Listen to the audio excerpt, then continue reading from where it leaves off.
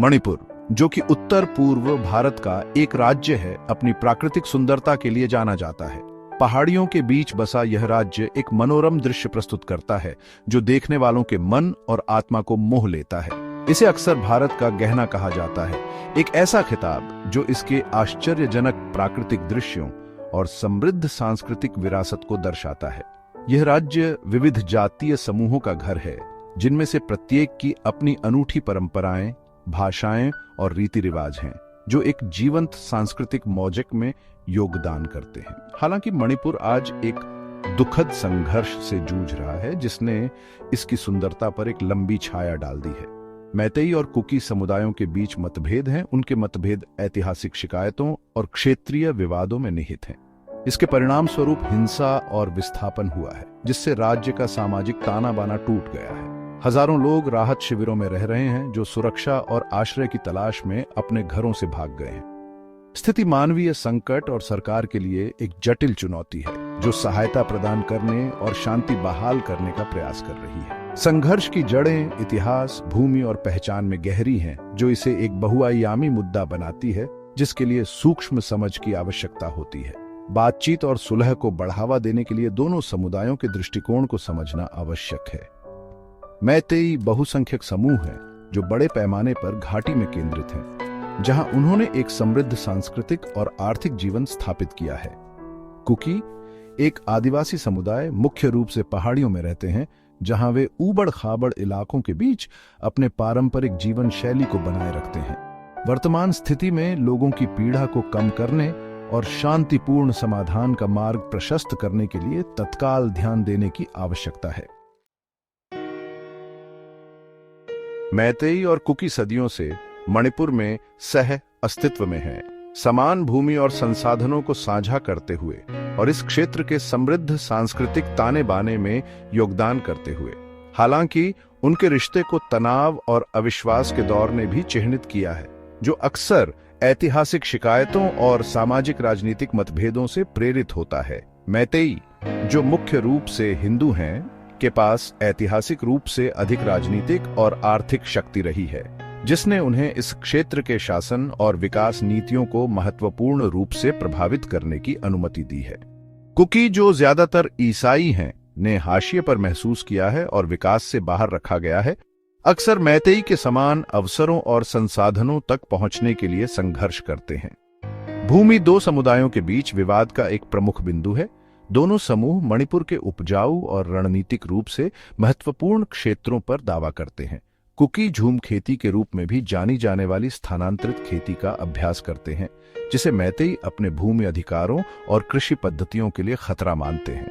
मैतेई के लिए अनुसूचित जनजाति का दर्जा का मुद्दा एक और फ्लैश पॉइंट है, क्योंकि इसमें दोनों समुदायों के लिए महत्वपूर्ण सामाजिक आर्थिक निहितार्थ हैं। मैतेई एसटी का दर्जा देने की मांग कर रहे हैं, जो उन्हें शिक्षा और रोजगार में आरक्षण के साथ साथ राजनीतिक प्रतिनिधित्व सहित कुछ लाभ प्रदान करेगा। कुकी इसे अपने अधिकारों पर अतिक्रमण करने के प्रयास के रूप में देखते हैं, इस डर से कि यह उन्हें और हाशिए पर डाल देगा और इस क्षेत्र में भूमि और संसाधनों के अपने दावों को कमजोर कर देगा। मई 2023 में मैतेई और कुकी समुदायों के बीच लंबे समय से चले आ रहे तनाव व्यापक हिंसा में बदल गए। इसका तात्कालिक कारण एक अदालती आदेश था, जिसमें मैतेई को एसटी का दर्जा देने का सुझाव दिया गया था। इसने कुकी समुदाय द्वारा विरोध प्रदर्शन शुरू कर दिए, जो जल्दी ही मैतेई के साथ संघर्ष में बदल गया। हिंसा के परिणाम स्वरूप 100 से अधिक लोगों की मौत हो गई है, जबकि कई अन्य घायल हो गए हैं। हजारों घर और व्यवसाय नष्ट हो गए हैं, जिससे पूरे समुदाय विस्थापित हो गए हैं। सुरक्षा बलों की भारी उपस्थिति और छिटपुट हिंसा के साथ स्थिति अस्थिर बनी हुई है। भाग 4, उजड़ा जीवन, राहत शिविरों से कहानियां। 50,000 से ज्यादा लोग, जिनमें ज्यादातर कुकी हैं, हिंसा के कारण विस्थापित हुए हैं और मणिपुर और पड़ोसी राज्यों में फैले राहत शिविरों में रह रहे हैं। ये शिविर, जो अक्सर भीड़ भाड़ वाले होते हैं और जिनमें बुनियादी सुविधाओं का अभाव होता है, संघर्ष की मानवीय कीमत की एक झलक पेश करते हैं। भाग 5, अस्तित्व के लिए संघर्ष, अनिश्चितता में आजीविका और शिक्षा। शिविरों में जीवन रोजाना के अस्तित्व के लिए संघर्ष है। भोजन, पानी, स्वच्छता और स्वास्थ्य सेवा तक पहुंच अपर्याप्त बनी हुई है। विस्थापन ने आजीविका को भी बुरी तरह प्रभावित किया है। कई लोगों ने अपनी नौकरी और आय के स्रोत खो दिए हैं। शिक्षा भी बुरी तरह बाधित हुई है। शिविरों में बच्चों के पास स्कूलों और शैक्षिक सामग्रियों तक सीमित पहुंच है। लंबे समय तक विस्थापन से शिक्षा और अवसरों से वंचित एक खोई हुई पीढ़ी पैदा होने का खतरा है।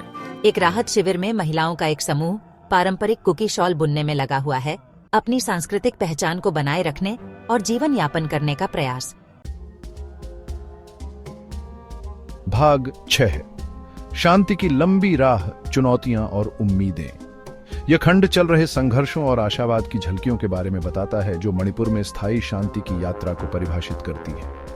भारत सरकार ने मणिपुर में कानून व्यवस्था बनाए रखने के लिए सुरक्षा बलों को तैनात किया है। इन बलों को निवासियों की सुरक्षा सुनिश्चित करने और हिंसा को बढ़ने से रोकने का काम सौंपा गया है। हालांकि स्थिति नाजुक बनी हुई है और छिटपुट हिंसा जारी है। समय समय पर छोटे पैमाने पर संघर्ष होते रहते हैं जो इस क्षेत्र में शांति की नाजुक प्रकृति की याद दिलाते हैं। सरकार ने प्रभावित समुदायों के लिए राहत पैकेजों की भी घोषणा की है। इन पैकेजों का उद्देश्य उन लोगों को तत्काल सहायता और सहायता प्रदान करना है जो विस्थापित हुए हैं या हिंसा के कारण नुकसान उठा चुके हैं। मणिपुर में शांति की राह लंबी और कठिन है।